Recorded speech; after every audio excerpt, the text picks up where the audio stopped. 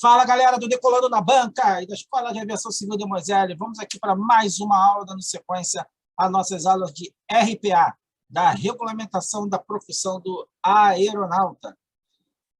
Antes de tudo, se curtiu o videozinho, vai lá, dá um like, se inscreve no canal, dá um joinha. Tá com dúvida? Pergunta que a gente te responde, beleza? Bem, pessoal, na aula de hoje nós vamos tratar das diárias de alimentação, tá? Do aeronauta, tá? Elas se dividem, tá? Em nacional e internacional. E além das diárias de alimentação, nós vamos ver ainda assistência médica e os uniformes, na nossa aula de número 8. Como eu já disse, já dei um spoiler, né? A alimentação do aeronauta, ela se divide entre aqueles que estão em voos nacionais e internacionais. Toda essa regra é tratada dos artigos 61 ao 64, tá? Do Código Brasileiro da Regulamentação da Profissão do Aeronauta. Então, todos sabem, né, que a má alimentação, tá? Ela é prejudicial no estudo, no trabalho, em qualquer atividade que você desempenhe. A pessoa mal alimentada é ruim desenvolver. E na aviação, isso tem um fator mais preponderante, porque nós estamos lidando, além dos aspectos ambientais, trabalhar em ambiente de baixa de alta pressurização, de baixa pressão atmosférica, excesso do ar-condicionado, barulho, toda hora fazendo atendimento. Então, você sabe que isso, o profissional mal alimentado, ele vai ter um mau rendimento. Ele não vai ter um desempenho satisfatório. Ele não vai ter um desempenho do qual ele foi treinado para ter. Beleza? Em condições normais, o aeronauta, se for qualquer outro trabalhador, ele tem que estar bem alimentado, tem que estar bem disposto para poder desempenhar o serviço dele. Porque isso pode pôr em risco a vida dos seus colegas, a vida dos passageiros e a sua própria vida. Então, a regulamentação da profissão do aeronauta, a lei do aeronauta, não poderia ser diferente das demais categorias de trabalhadores da CLT. No nosso caso, tá, como já dei um spoiler lá no início, a alimentação, o direito à alimentação do aeronauta ele é dividido na categoria nacional e internacional. Isso vamos começar a ver agora. Bem, o artigo 61 diz: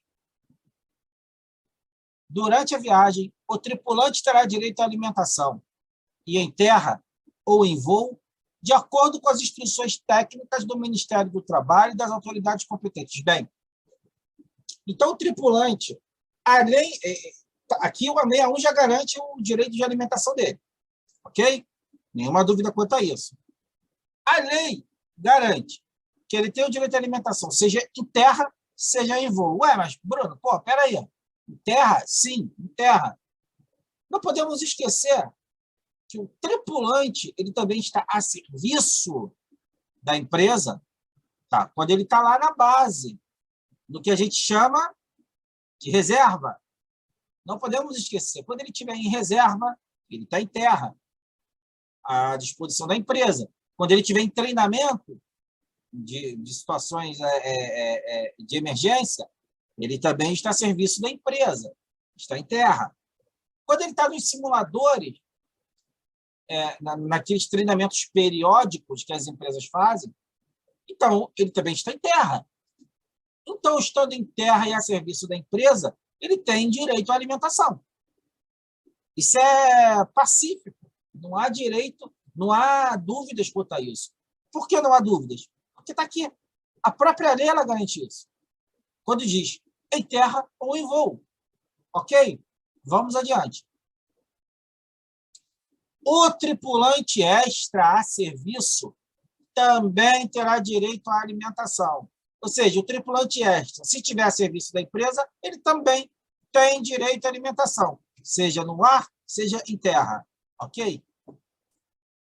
Bem, o parágrafo 2º agora ele fala do intervalo mínimo e máximo para a alimentação do trabalhador.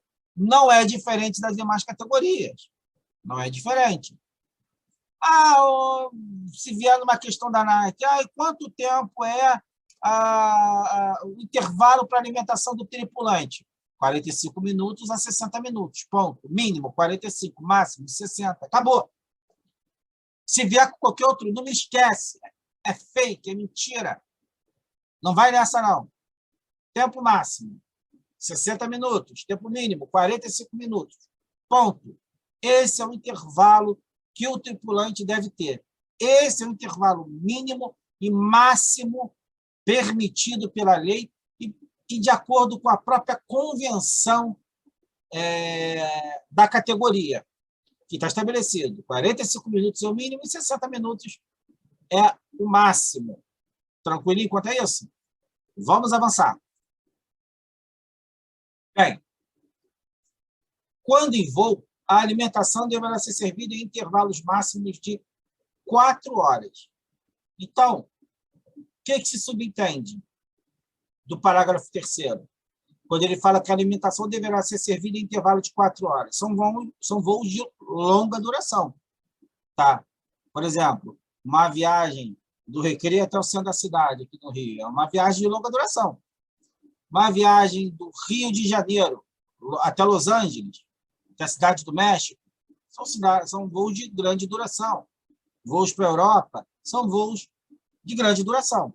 Então, nesses voos, o intervalo de alimentação é a cada 4 horas. Está entendido? Bruno, então, o intervalo entre a alimentação e outra é 4 horas em voos de longa duração. É o máximo do intervalo, tá? Vamos adiante. Para tripulantes de helicóptero, a alimentação deverá ser servida em terra ou a bordo de unidades marítimas com duração de 60 minutos, período este que não será computado na jornada de trabalho. Bem, o que ela quer dizer aqui? Em terra ou a bordo de unidades marítimas? Que a maioria das vezes sabe-se que são utilizadas aeronaves, né, que elas vão para as plataformas, né, marítimas e elas ficam por um grande período lá. Então, lá também é assegurado o direito à alimentação do tripulante, do piloto do helicóptero, da tripulação do helicóptero. Então, lá está assegurado o direito de alimentação dele, em terra ou a bordo de unidades marítimas. Então, o intervalo dessa alimentação é de 60 minutos e não será computado da jornada de trabalho. Tá ok? Ou seja, se a jornada de trabalho é de 10 horas, 9 horas, 8 horas, 7 horas, 20 horas, esse tempo de intervalo da alimentação não vai ser computado. Tranquilo? Vamos adiante. Nos voos realizados no período entre 22 horas de um dia e as 6 horas do dia seguinte, será servida uma refeição se a duração do voo for igual ou superior a 3 horas. Bom, vamos recapitular. Quando nós falamos em hora, devemos lembrar que vai ser sempre hora UTC, sempre hora Zulu. Então, quando o artigo 63 fala voos realizados no período entre as 22 horas de um dia e 6 do dia seguinte, estamos falando de hora UTC, que é quando deverá ser servida uma refeição se a duração do voo for igual ou superior a 3 horas. Então, igual ou superior a 3 horas, deverá ser servida uma refeição, se for realizada dentro desse período. Então, você pode estar se perguntando, nossa, quanto tempo? Calma. Vamos recapitular. Independente do que seja, vamos supor que o voo que está sendo realizado, ele está sendo realizado entre Rio e Los Angeles. Bom, Rio e Los Angeles, então, tem uma duração de 10, 11 horas, aproximadamente. Então, os intervalos de 4 horas vão ser respeitados, né? De alimentação mínima. 4 horas. E se tiver um voo, por exemplo, entre São Paulo e Recife, aproximadamente 3 horas e meia, 4 horas.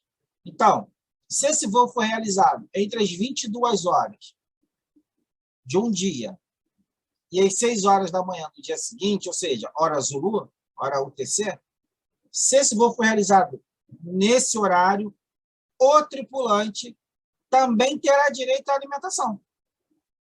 Também terá direito à alimentação, se o voo for igual ou superior a 3 horas. Está entendido? Beleza. 4 horas de alimentação, viagens de longa duração. 3 horas de alimentação, estamos falando de voos entre 22 horas UTC e 6 horas UTC. Ah, mas se esse voo for internacional, não importa. Não importa. É 3 horas. Igual a 3 horas, o superior a 3 horas tem que ter direito à alimentação. Vamos adiante. Artigo 64. É assegurada a alimentação ao tripulante que esteja em situação de reserva ou em cumprimento de uma programação de treinamento entre as 12 horas e 14 horas, e entre as 19 horas e 21 horas, com intervalo de 60 minutos. Então, como eu havia dito, lá que o 61 já havia dizendo que o tripulante em terra ou em voo, ele tem direito à alimentação. Eu havia dito, né, mais uma vez dando spoiler, que o tripulante em terra ele tem o direito à alimentação por conta da reserva, por conta do treinamento e etc. Então, o 64 nada mais é que assegurar esse direito. É assegurada a alimentação ao tripulante que esteja em situação de reserva ou em cumprimento de uma programação de treinamento entre 12 horas e 14 horas, e 19 horas e 21 horas. Zulu. Não podemos esquecer. Hora Zulu. Não é hora local. Não é a hora do fuso. Não é hora legal. Não é a hora local. É a hora UTC. Tá tranquilo? Vamos adiante. Bem, vem o parágrafo único. E diz o seguinte: o intervalo para alimentação de que trata este artigo, inciso 1º, não será computado na duração da jornada de trabalho. Inciso 2º, não será observado na hipótese de programação de treinamento em simulador. O que quer dizer? Que, como o período de reserva já é um período curto, então não tem sentido abater a hora do intervalo para alimentação, abater o tempo da alimentação. Então, não tem sentido. Então, por caso do artigo anterior, que é o 64, que fala do tripulante que estiver em reserva ou desempenhando alguma atividade em solo para a empresa, esse intervalo ele não será computado das horas da jornada de trabalho. E tampouco da jornada de treinamento dele, no simulador. Também não vai ser computado. Então, temos aí, fazendo um apanhado agora, né, do que nós vimos até o presente momento de alimentação, a gente já viu que a alimentação é garantida ao tripulante, em solo ou no ar. O intervalo de alimentação é de 45 minutos, no mínimo, e 60 minutos, no máximo. Em voos de longa duração, o intervalo entre uma alimentação e outra tem que ser de 4 horas. Nos voos que forem após as 22 horas, entre as 22 e 6 da manhã, se for igual ou superior a 3 horas, o tempo de voo, deve ser servida também uma alimentação, seja ele nacional ou internacional. Então, está valendo essa regra. É o que vale e não podemos esquecer. Vamos agora ver a assistência médica e uniforme. Ao tripulante em serviço fora da base contratual, o empregador deverá assegurar e custear, em casos de urgência, a assistência médica e remoção por via aérea para retorno à base ou ao local para tratamento.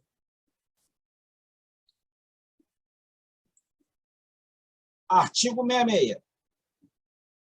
O tripulante receberá gratuitamente da empresa, quando não forem de uso comum, as peças de uniforme e os equipamentos exigidos por ato da autoridade competente para o exercício de sua atividade profissional. Parágrafo único.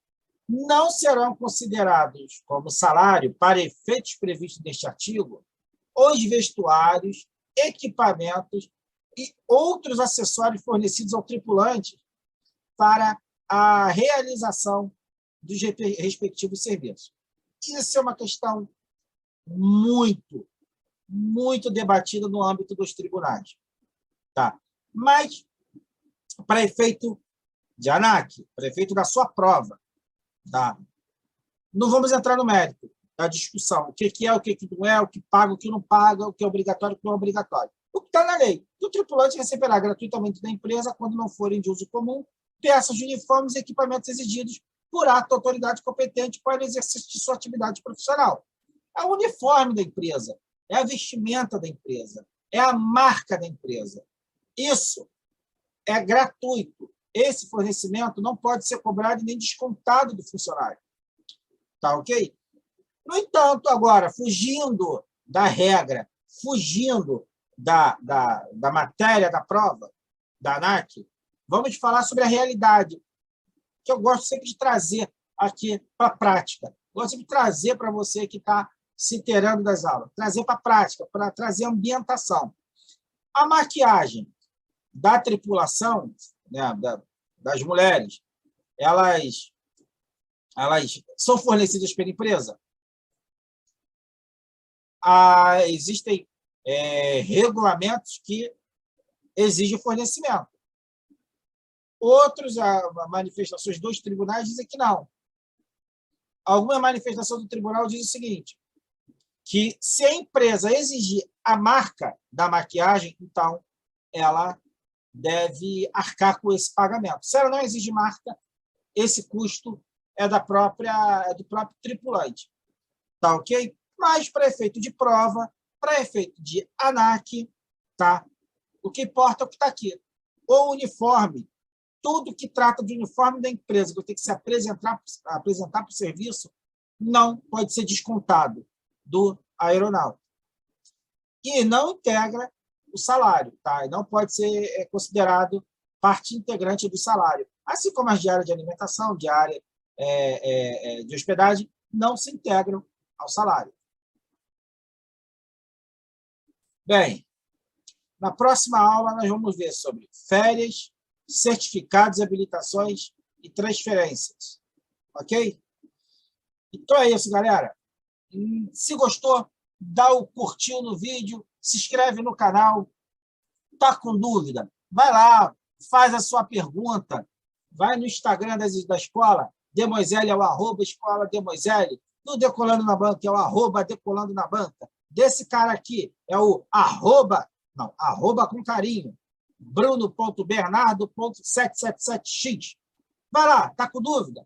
Manda sua pergunta no direct, manda sua pergunta lá no canal, manda sua pergunta, está com dúvida? Esclarece a tua dúvida. Está tendo dificuldade? Esclarecemos a sua dificuldade. Vai lá, não esquece, se inscreve no canal, ativa os sininhos, que vocês receberão toda vez que tiver uma novidade no canal, vocês estarão recebendo a notificação de vocês.